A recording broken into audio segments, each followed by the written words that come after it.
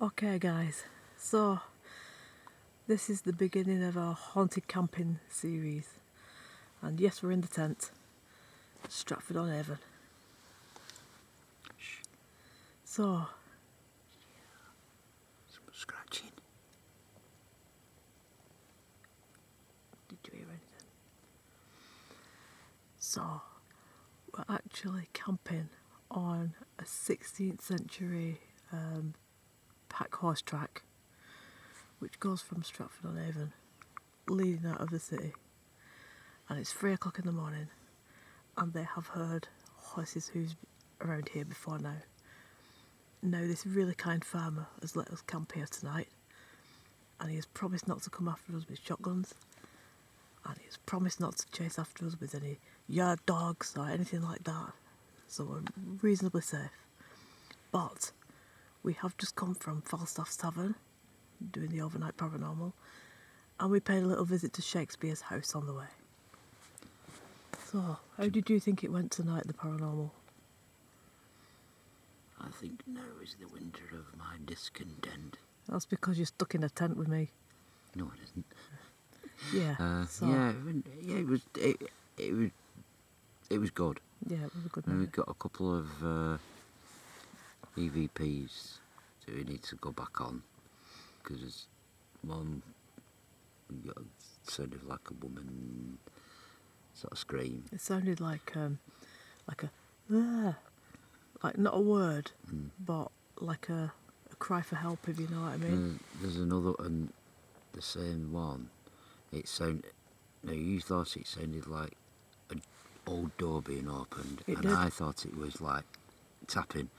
So, but whatever, there was something there. But you know when we were downstairs, and they opened that really old yard door, and it creaked. It sounded like that on the They'd locked that, so EVP. nobody was going in and out of there, because we went out through the back door, didn't we? So, Yeah, so it wasn't that.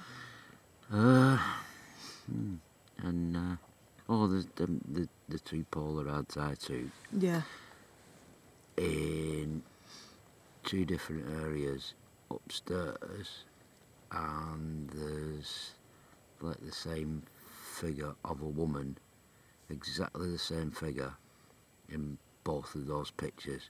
looks like a white Now, shadow.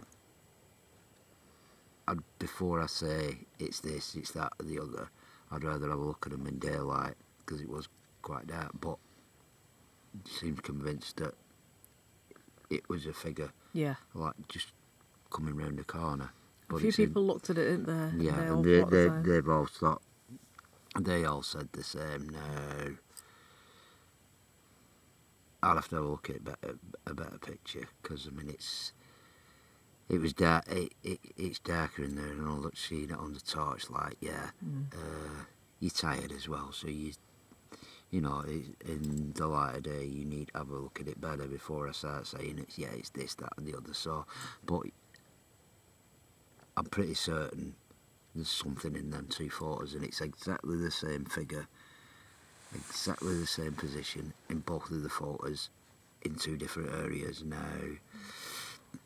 I can't. So before say this anything better than that. haunted camping video, if you watch Falstaff's Tavern and Shakespeare's house, you'll know what we're talking about, because the Falstaff's Tavern, we did a séance in the attic, and that was where the ladies of the night used to bring their clients when it was a working brothel as well as a bar. And we think we picked up on one of those ladies there who suffered from a really bad attack, like similar to the Whitechapel murders in London. Because this, was she called Alice? I think somebody Name said kept it was popping up all night. Alice, I think.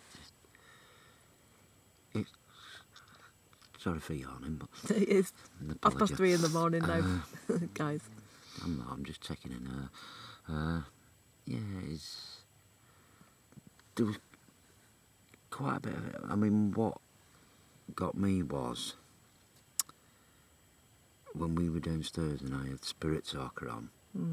We were downstairs and we got a lot of it, and then it came up. What's that? Was it a deathly scream? Just listen for a minute. It might be an owl. But we have picked this particular track because they have had like horses' hooves in the middle of the night along here. 2 o'clock in the morning.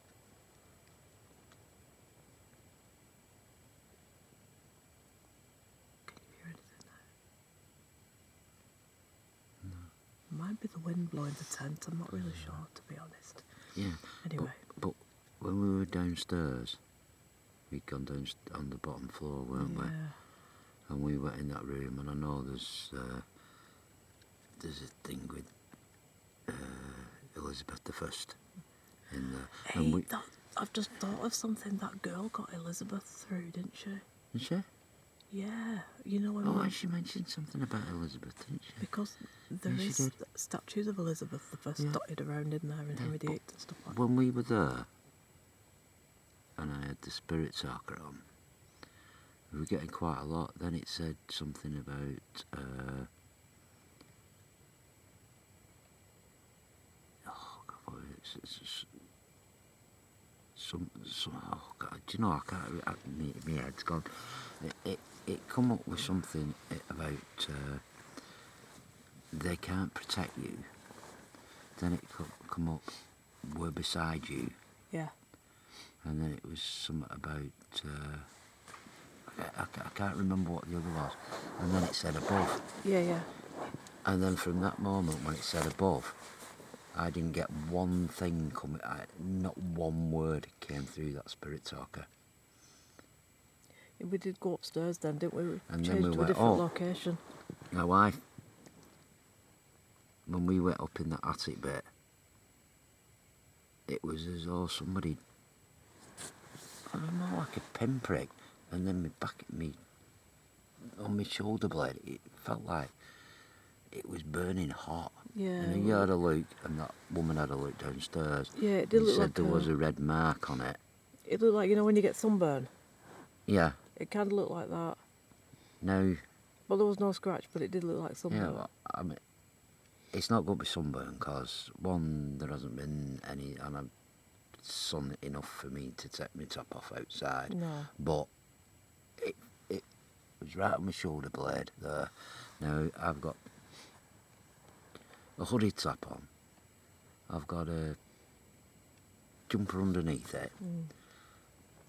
I've got a t-shirt and a thermal top on. Yeah. So, and I've no nails. So I couldn't. It was like a patch of red. It was when I went up in that attic, as soon as I walked towards that spooky chair, I felt it then, but only there. Yeah. Now, I can't. Like a branding iron? Even if yeah. But she did say another woman had felt as though she'd been prodded when she went older. Now, that girl had said to her, she said, the only time I've ever experienced of being touched straight like that was up there. So, I don't know, but them pictures are quite... I don't care what anybody says. To have one picture there, yeah, with something on it, you can go, well, maybe it isn't. But to have 2 pictures of 2 different places upstairs on that same landing, in complete one. Where are the pictures? Have you got them to hand? No, they're in the car. I haven't got them. Could have shown them. But I will show them. I will show them on another thing. Yeah. I will show them. We do need to show people that because they are. One is there. His point is one. I'm taking the picture that way, and the other is at the opposite end of that corridor, and it's taken that way. Yeah. So,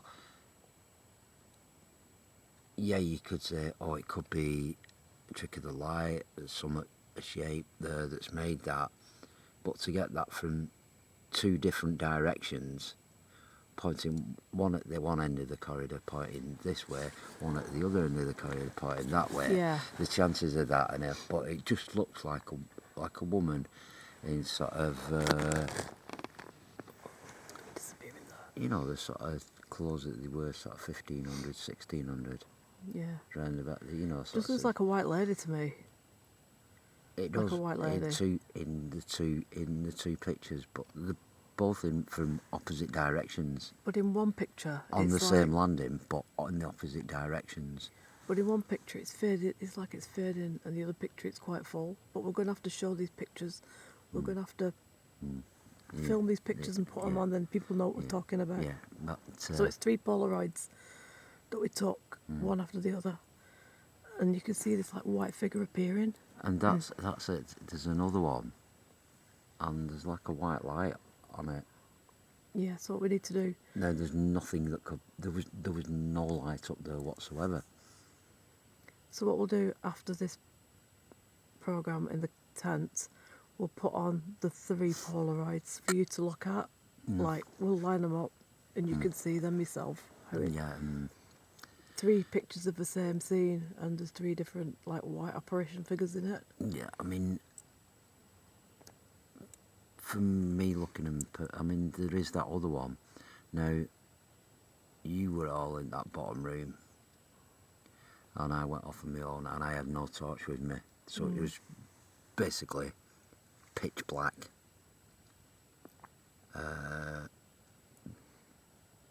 I took the picture that I've captured where I could think it's a woman in it. Is in that on there, and there is no white light on it. It's a little bit further down, and there's like white light on it. So yeah. You'll have to check that out again, but we'll put those pictures And on. I said and let people see. I'd rather look at it in daylight, Yeah, so I can have a proper look at it rather than try to have a bot. I think those 2 pictures, there is a woman on it. I'm pretty convinced there's a picture of a woman on that. And I've took, God, I about 30 or 40 odd pictures on that camera, and I've not really had anything on it.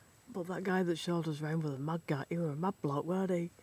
He was Yeah, a he was a proper. bit- He was a typical English lord. You know, all this tweed jacket, tweed He was a bit trousers, bonkers, everything. wasn't And he was really eccentric, weren't he? He And was a he bit- showed us around, up and down, and everywhere. And then he just disappeared through a door into the shrubs, and we never saw him again, did we? he lives in there. Oh, in the shrubs. He lives in that house. Do you know But that? he went into the shrubs. Do you know that bit that said something about Lord, something about that on that The door? bit that said, abandoned hope all ye who enter here. No, well, he lives in that part there somewhere. Well, anyway, he went through a door and disappeared into the shrubs and never came back. He's eccentric, the bloke. I got a feeling he was a bit of a one for the ladies. Mm-hmm. Well, he was a bit of the jokes he was telling. Then he Right. kept saying, if anybody wants to join me down at the Rose and Crown, mine's a Glenmorangie. Anyway, he was a bit of a mad bloke, and he showed us round before we started the investigation, didn't he?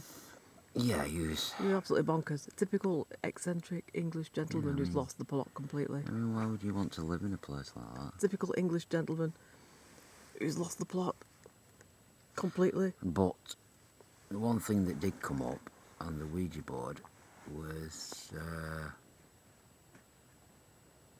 the priest. Again? Who I think it is a priest, because he was giving me the same stuff that I'm the devil, 666, and... And we picked this guy up at Gawthorpe Hall when we did one of the Pendle Witch paranormals, weren't it? Is it Demonic Presence? No, not that one. It was The Priest Didn't Want Us Here, Yeah, Gawthorpe Hall. that was at Gates of Hell. Yeah, Well, that episode. I think the Gates of Hell are I can hear that noise again.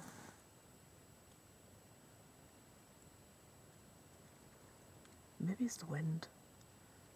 It might just be the tent flapping about in the wind, maybe. It's our Probably. first night camping since last autumn, so we're a little bit... Every noise is making us jump right now because we've just come straight from a haunted tavern.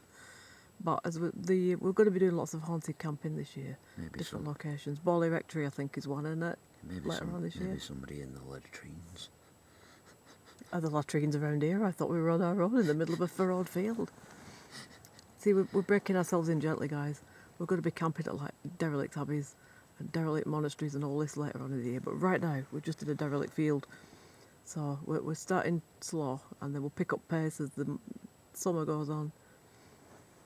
Going to do some more camping. When I say latrines, I mean the back of the car. We've got North Wales to do, and we're going to be heading off to Cambridge and the south coast, Dover, Deal and Sandwich areas, Herne Bay, camping, and we're hoping to get to Borley Rectory to do some haunted camping there. And maybe, because that's in the area, I don't know how they pronounce it, Canowdon Forest. Whereabouts is that? It's Essex. Oh, It's yeah. sort of in that area. It's legendary. Canowdon Village is legendary for witchcraft. It's where a guy, if you look it up on the internet, Google it, George Pickingill, he was supposedly the master of...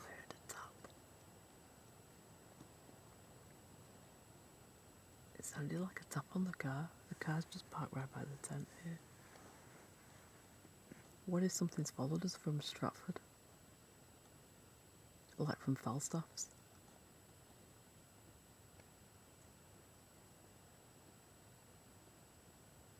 I heard a tap. Have we got any straps on the roof box? Might blow about in the wind. No? I'm sure I heard a tap. No, there's no top roof. There's no... I'm sure I heard a tap. Can you hear an owl in background distant? Hear an owl. I can hear an owl. Yeah, so haunted camping this year, guys. Yeah. From April to October. Yeah, this guy, he was supposedly, what they call a master witch. He was high priest of, I can't remember who they said, but quite a few covens. Yeah, he was an hereditary witch. In other words, he was passed down through his family from years to years to years. But yeah, Canowdon is legendary for witchcraft, which still goes on there now. But the village, yeah. And then we can go to Hastings, Alistair Crowley's, one of his other houses where he lived. The Crime Museum. He actually died in Hastings, bankrupt, desolate, living in a cheap bed and breakfast. Yeah. Hever Castle, Anne Boleyn's Castle. Oh yeah, I've got to go back. Go back and do that again. Oh yeah. So yes, there's lots of good locations coming up this year, camping locations. Me and Anne have history. You and Anne do have history. This is your third ghost girlfriend now? Don't be telling I think that. it's a People will third think ghost I've got girlfriend now. some weird thing going on. So you've one from the 1500s. There was one from the 1800s down in Wales. And tonight there was a prostitute from the 1600s. So you've three to choose from. So I can get some rest. You go off with your ghost girlfriends because I can get peace and quiet and rest. Suits me, man. Yeah, when it comes to something when you get to my age. You know, he could pull his 350-year-old ghost. Well, I mean, yeah, but I think they like the banter. Yeah, especially when we did Skirridin The and Skirridin. the barmaid came through. That was funny. No, it's funny. And when we were telling us we got a completely different story about her. Yeah, but different paranormal groups are going to get different So I things don't coming know. through, aren't they? Yeah, but she was probably nasty with the staff, but she probably was friendly with the men because she wanted the business. But the thing is, if she was running a pub on her own in that time, she's not going to be all sweet and innocent, is she? No, because of course not. she wouldn't. A business wouldn't. She wouldn't have made a business. So Well, look at that relative in your family. You got the B&B in Scarborough and nobody really knew how or why. no, we didn't. We didn't know about that. And I'm never going to find that story out. No, we 'cause there's can't do no- now, unless something because- turns up. Because there's nobody here to. There's nobody left who knows the story, really, is there now? No, I mean, Yeah, I always heard that story, but I never. Yeah. But then again, my mum had Jack the Ripper's knives upstairs. I bet that's the knife box you've got now, you know, because she kept saying, we've got Jack the Ripper's knives in our attic. And I'm like, how? No, She she said seriously did. she really believed that we had Jack the Ripper's knives in the attic. I said, well, how have we come to get Jack the Ripper's knives? She said, because the coach that Jack the Ripper was using in London had a driver from Liverpool, and the driver brought the coach and the knives back up to Liverpool after the crimes had been committed, and those knives somehow ended up in your mother's possession. Yeah. So what had she to do with the coachman from I Jack have the no Ripper? idea. But yeah, I know that's diverse, but the story is, and it has been investigated, that Jack the Ripper or somebody who's coach driver had some connection to Lim, just outside of Warrington in Cheshire. So it's not far from Chester where Mum lived. Now, there is a story about that even a suspect, one of the people who they suspect was Jack the Ripper, lived in that area. So, as bizarre as that story goes, now, she went, oh yeah, then we're like that. We had Jack the Ripper's knives up, something like Jack the Ripper's knives upstairs or something like that, and we're like, what? Yeah, but that box of knives you've got now from your mother's attic, don't chop any tomatoes with them, because what if they are Jack the Ripper's knives? I mean, what if they are? It's the missing piece of evidence to solve the case. But And your mother had them in the attic, and now they're in your kitchen. Our kitchen. yeah, but I've used them at college. But they still could have been Jack the Ripper. You could have learned how to cook and chef with Jack the Ripper's knives. I'd actually find that quite. You could have used his knives in your cookery course and not even known about it. That's why I've not turned out to be a chef. Homicidal tendencies. Maybe my mother was Jack. No, No. But there is some truth in that Jack the Ripper possibly was a wealthy lord or related to royalty.